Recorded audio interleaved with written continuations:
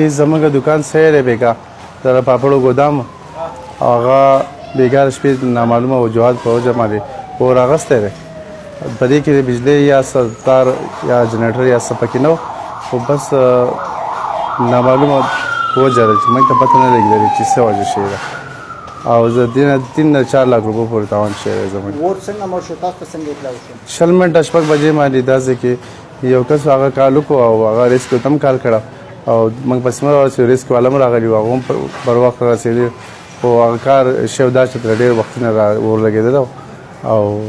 دغه بچ شو د نقصان نه بچ شو دغه که دغه لږ شاید پاتې شوی دا نور دکان نه به مو راغستی او نور ته به نقصان رسېدلی نور پکې خدای خیر کړی نور څه پکې د دې مارکیټ نوم څه دکان څه په نوم دی نور چاینا پلازا او نجیب جنرال سټور مته